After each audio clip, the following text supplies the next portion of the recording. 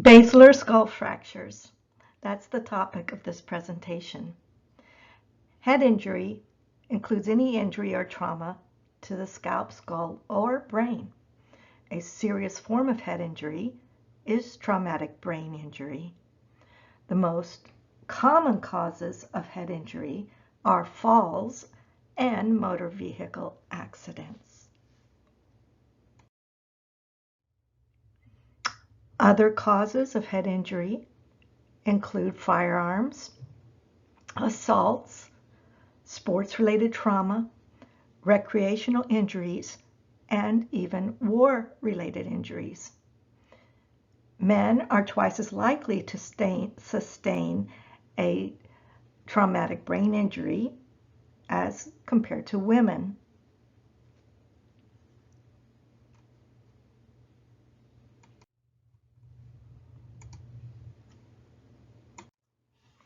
Head trauma has a high potential for a poor outcome.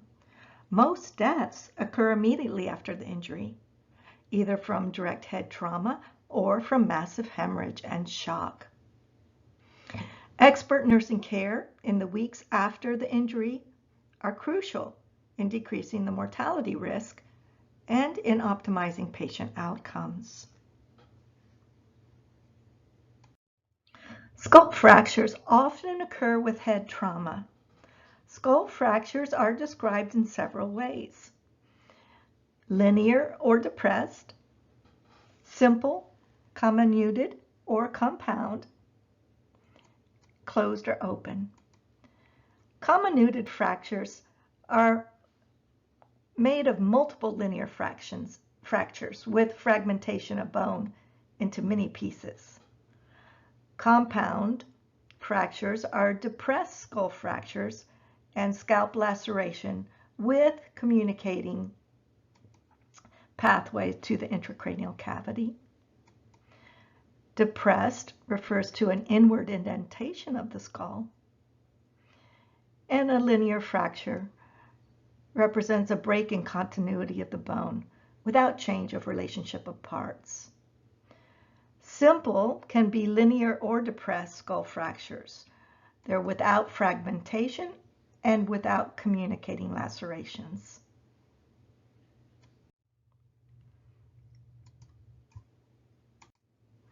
The focus of this presentation is on basilar skull fractures, which is a specialized type of linear fracture involving the base of the skull. Manifestations can evolve over the course of several hours, and they vary with the location and severity of the fracture.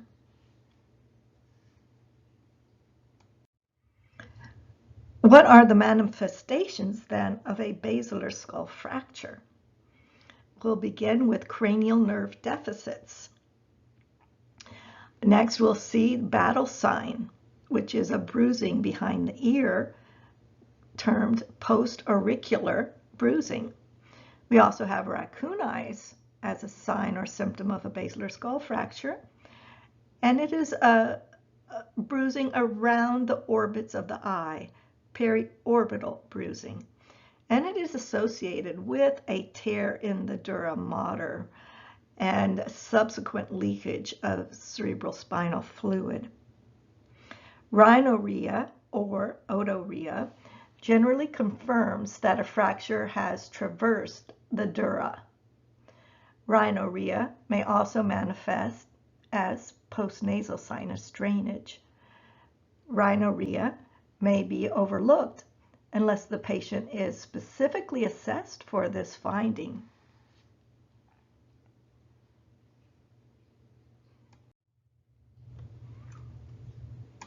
So you may want to fill in the blanks as we go over this slide. Once again, a basilar skull fracture is a break of a bone in the base of the skull. Symptoms may include, we'll say, bruising behind the ear. That would be your battle sign.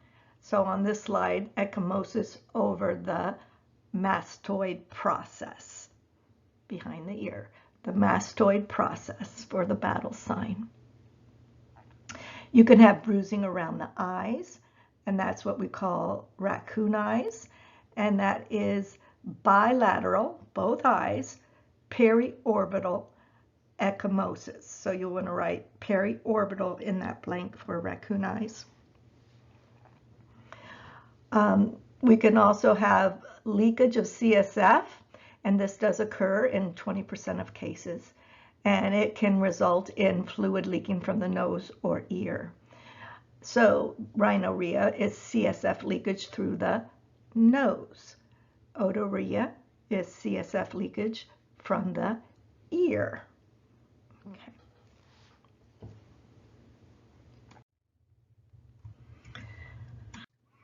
Perhaps you're wondering why we need to be alert to these signs or manifestations of basilar skull fracture. And the reason is because even though the patient was presented in the emergency room and they had x-rays of the skull and cervical region taken, they were unable to determine if there was a basilar skull fracture. I put this picture here to show you how difficult it is to identify fractures, some fractures, especially basilar skull fractures, from x-ray. So basically, this can be missed from the healthcare provider. It's just because it's very difficult to identify.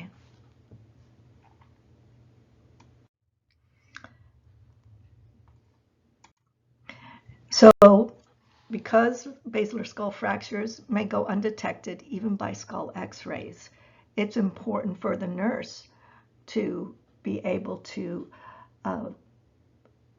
find clinical exam findings that are really highly predictive of basilar skull fracture. Okay, so that is why we learn about them. We learn about CSF leaking from the nose and ear. We learn about battle sign and raccoon eyes. Okay. Certainly left untreated, a basilar skull fracture can be fatal. And the reason being is because the fracture causes injury to the cranial nerves, could cause injury to the brainstem, blood vessels, and the meninges. Now, basilar skull fractures are commonly associated with facial fractures, also with cervical spine injury. They are also associated with intracranial hemorrhage, cranial nerve injury, vascular injury, and meningitis.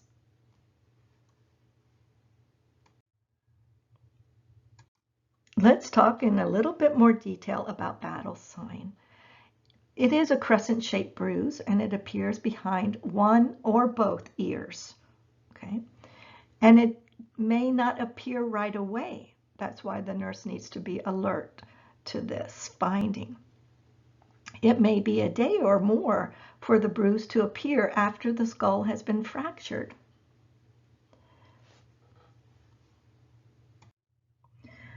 Likewise, with raccoon eyes, this finding is typically not present during the initial evaluation. It can be delayed 1 to 3 days. If you have bilateral periorbital ecchymosis, this finding is highly predictive of a basilar skull fracture. Remember that plain x-rays are not sensitive to detect basilar skull fracture. Okay, so with raccoon eyes, we have pooling of blood surrounding the eyes. And most of the time it's associated with fracture of the anterior cranial fossa. Now, you might say, how do we differentiate that from black eyes due to facial trauma? Well, facial trauma can affect one eye or both, but it usually happens within a couple of hours of injury, okay, of the facial trauma. And that is not the case with raccoon eyes. Raccoon eyes are always bilateral, and they develop days later after the closed head injury that resulted in the basilar skull fracture.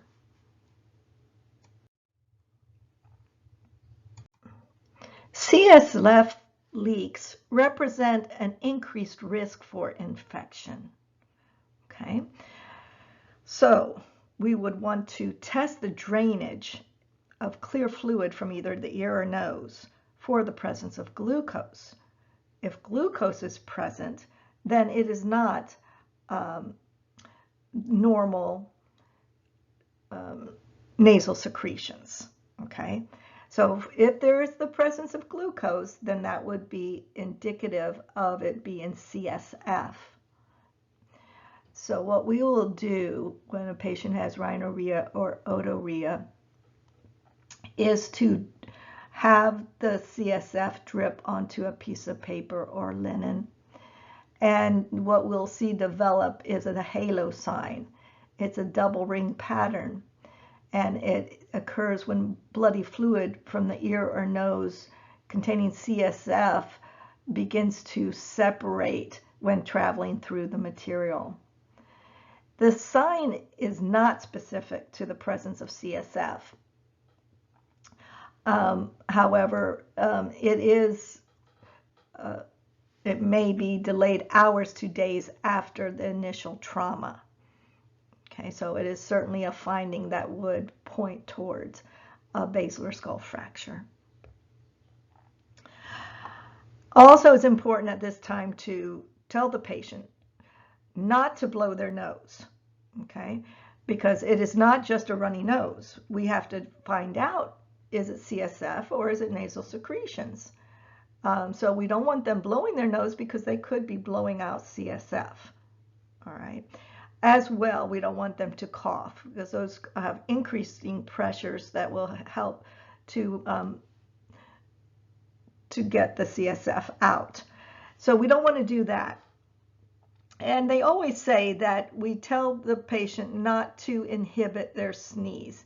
In other words, if they have to sneeze, they should be allowed to sneeze, because by holding the sneeze, it actually is going to increase intracranial pressures more and promote then the removal of CSF, or encourage the leakage. Okay, so there'll be a lot more CSF coming out. Let's talk about some of the major complications of skull fractures in general. First, there's the risk of intracranial infections. There's the risk of bleeding, hematomas developing. We talked about epidural and subdural hematomas. And so, yes, there is a major complication of hematomas developing as a result of skull fractures. Also, we have damage to the meninges and even to the underlying brain tissue itself as a result of this skull fracture. And then we also have an increased risk for meningitis, which, as you know, would be an infection of the meninges. And this risk is really high when the patient displays a leakage of CSF. If a patient is leaking CSF, then it would be wise to get them started on antibiotics to prevent any type of infection and or meningitis from developing.